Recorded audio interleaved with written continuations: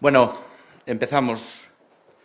Boas tardes a todos e a todas. Nesta xornada electoral que aínda está dando comenzo, vai un nivel aínda moi baixo de escrutinio, pero queríamos, nun principio, constatar que é unha xornada desenvolta con total normalidade, sin incidencias destacable, máis que o comportamento cívico de toda a poboación.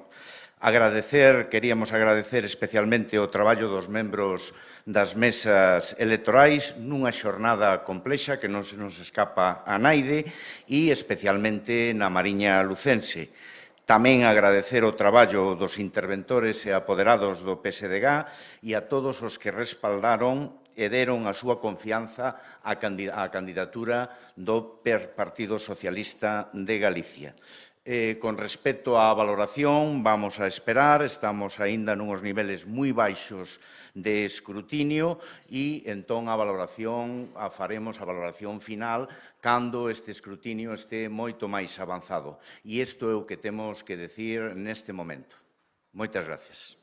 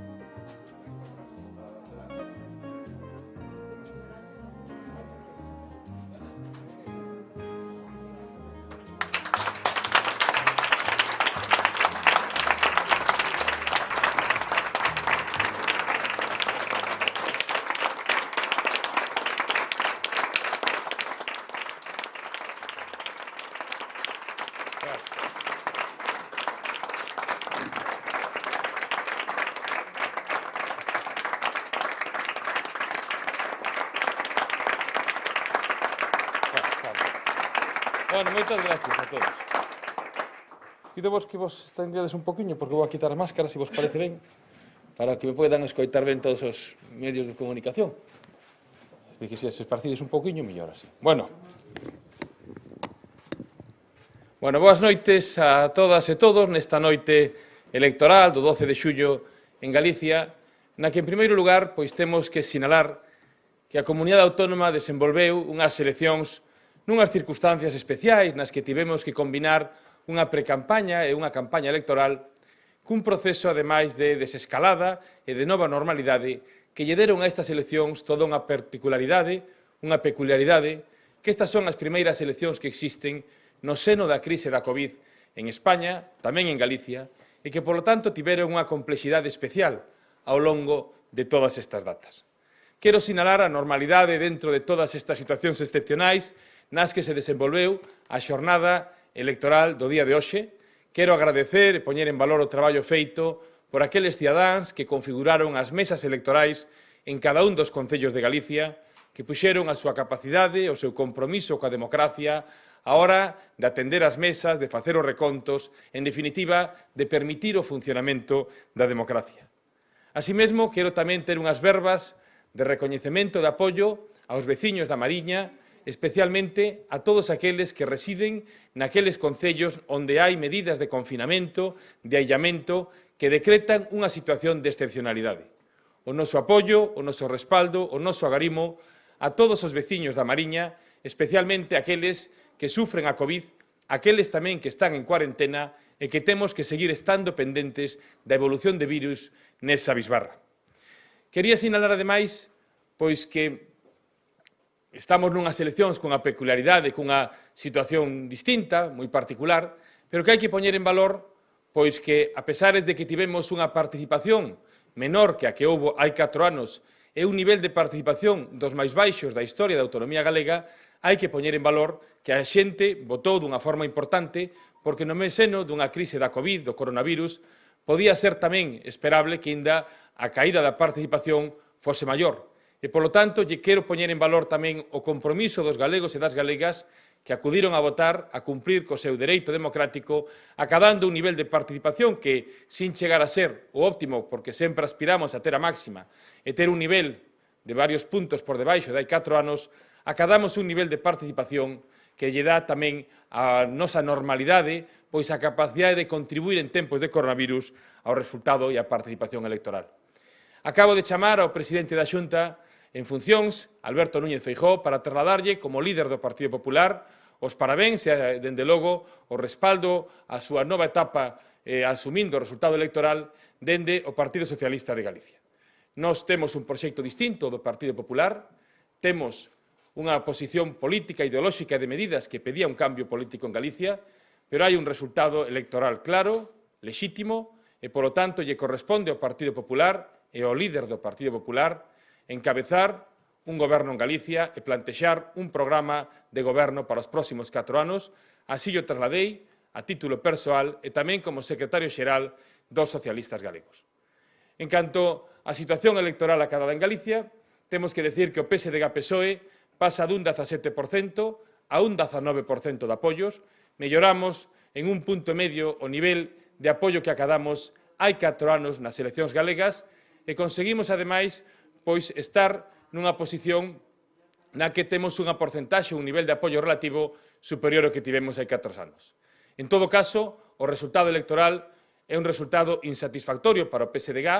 porque, por unha banda, o Partido Popular e a dereita manteñen a capacidade de gobernar en Galicia e porque a folla de ruta de cambio alternativo liderado polo PSDG non se produce neste ano 2020. E, polo tanto, ao igual que lle trasladamos o agradecemento a toda a cidadanía galega que participou nas urnas e aos que estaban nas mesas electorais, eu lle quero agradecer aos 250.000 galegos e galegas que nos deron o seu apoio, o seu voto, a súa confianza. Que estamos en condicións, dende logo, de cumprir cos galegos e coas galegas dende o Parlamento de Galicia, dende onde se nos colocou. Na oposición política, alí estaremos cumprindo cos galegos e coas galegas. E quero agradecer tamén a todo o Partido Socialista de Galicia, a nosa militancia, aos interventores e apoderados, a todos os que nos votaron, tamén simpatizantes que querían un cambio liderado polo PSDG, o seu apoio e o seu respaldo.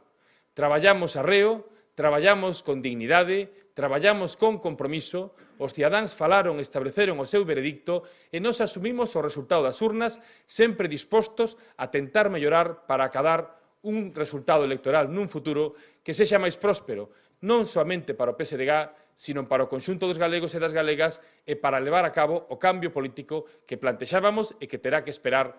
polo menos 4 anos máis. Así que, nesta folla de ruta en a que estamos dende o PSDG-PSOE, facendo un balance realista, sensato, con serenidade, no que asumimos que o resultado non é o que esperábamos, porque nos gustaría acadar maior nivel de votos, maior porcentaxe, maior número de deputados. É certo tamén que subindo un 1,5%, pasando do 17% ao 19% do apoio do electorado, a distribución das forzas fai que o PSDG-PSOE este a punto de acadar algún deputado máis en 3 das 4 provincias, é dicir, que os deputados que están en xogo nas provincias de Pontevedra, Coruña e Lugo, de terse acadado por outra forza sería polo PSDG-PSOE. De feito, o 6º deputado da provincia de Pontevedra, neste momento, sin que este todo escrutado, está a 100 votos para que o Partido Socialista o poida ter e non o teña o Partido Popular. En todo caso, están xa nos últimos escrutinios, hai que asumir o resultado, poida haber unha oscilación de un deputado en algunha desas provincias, fundamentalmente sería na de Pontevedra, en Lugo quedamos a 1000 votos de outro deputado, e na provincia de Coruña a 4000 votos de outro deputado. Se pode ver na web oficial do sistema, onde se establece que estamos nesa posición no que o último deputado nesas 3 provincias é un deputado no que estivo loitando por el o PSDG-PSOE. Pero, en todo caso, máis alá do deputado do escrutinio definitivo, o certo é que o resultado electoral está xa en riba das mesas, que o Partido Popular está en condicións de gobernar Galicia 4 anos máis, e, dende logo, nós imos cumprir con serenidade. Lle quero agradecer infinitamente a este partido todo o seu impulso, todo o seu traballo. É certo que no mes de marzo o partido estaba nunha liña de acción moi potente, cunha mobilización moi relevante para conseguir un cambio electoral a principios do mes de abril. Chegou a crise do Covid, esta campaña electoral tivo unha serie de elementos propios desta crise que marcaron a diferencia e que houbo que facelo todo nun tempo moito máis curto despois de que houbese unha parálise polo confinamento no que a activación non estaba no mesmo nivel de activación que tivemos no mes de marzo. E, polo tanto, agradecendo todo ese apoio ao partido, especialmente a eses 250.000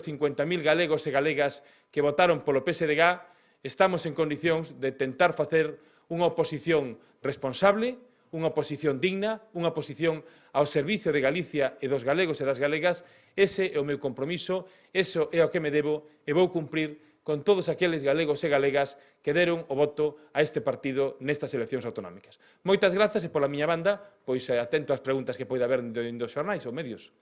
Quería preguntarles a que atribúe que estos resultados non sean tan satisfactorios como esperaba, si cree que en que medida pudo influir a crise do Covid-19, e tamén lle quería preguntar si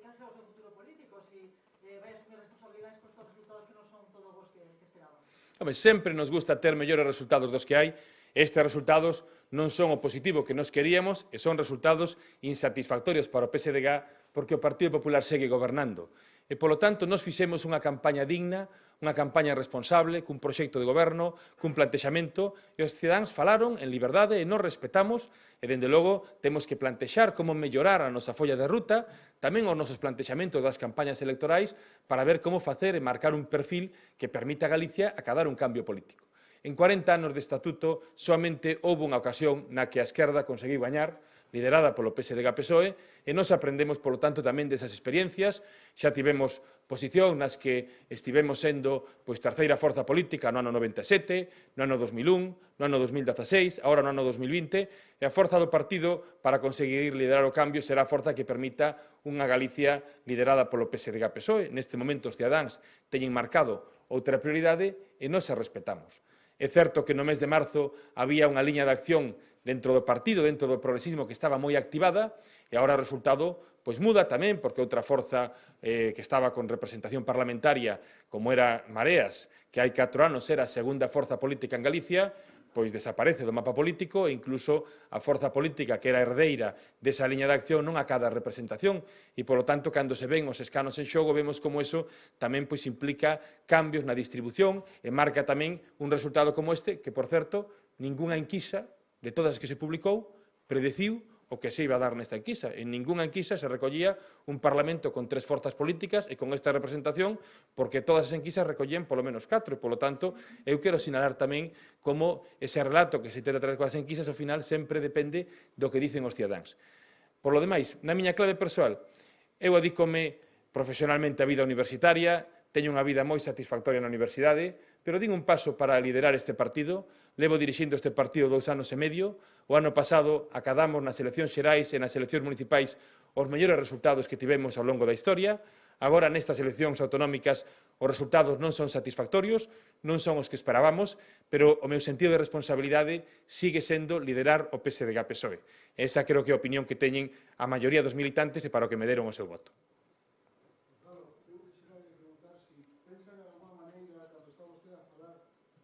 Esa definición da folla de ruta, se se plantexan